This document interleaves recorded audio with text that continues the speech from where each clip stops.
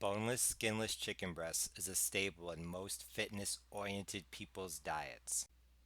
However, neither I nor anyone else has the time to cook individual chicken breasts for each and every meal. That's why I cook chicken breast in bulk, put it into bags, and then freeze it so that I have it whenever I need it. This is how I do my baked chicken meal prep. As always, my recipe starts out with a little bit of preparation. Normally, I would bake chicken on a rack so that it doesn't get soggy, but cleaning a rack can be kind of difficult. So, for everyday meals, this is what I do. First, I take aluminum foil and I fold it into long, thin strips. Then, I either cut or tear along the fold line in order to make strips of foil. The number of strips you will need will depend on the size of your pans and how much chicken breast you're making. Today I'm making about 10 pounds and I'm using two 8 by 8 casserole dishes and one larger pan. To be honest, I'm not quite sure how large it is, but in the larger pan I use 8 strips, I believe, and 3 strips in the smaller pan. So today I use a total of 11 strips. Then I fold and crumple the strips into rods. I then put the rods into the bottom of the pan and then I put the chicken breast on top of the rod. The chicken breast will sit elevated on top of these strips of foil and out of the juices that form when the chicken starts to cook. However, unlike using a rack, there's no cleanup with these. All you have to do is throw them away after cooking the chicken. Once you have your rolled up strips of foil, just simply lay them in the bottom of a baking dish. First the big one, and now the two small ones.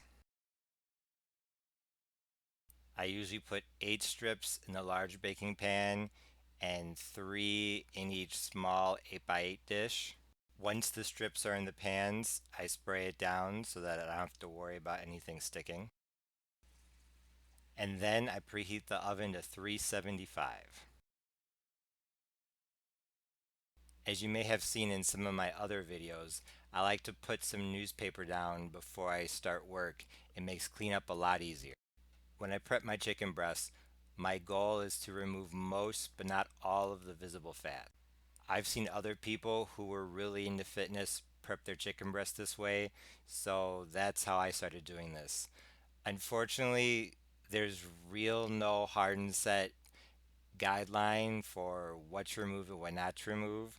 So honestly, I think the best thing is just to watch and see what I do and see if your chicken breast looks like mine through trial and error.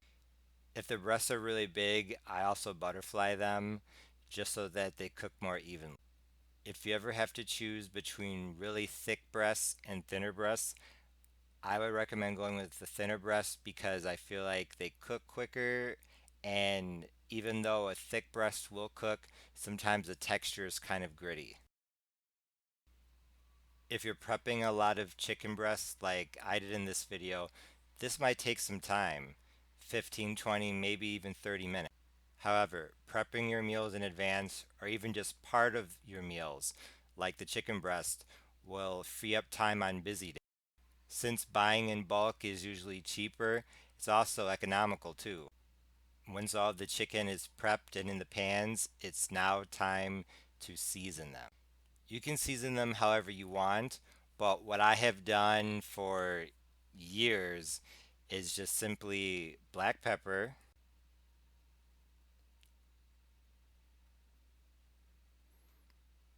parsley, and the parsley I like to put some into my hand and crush it as I put it onto the chicken.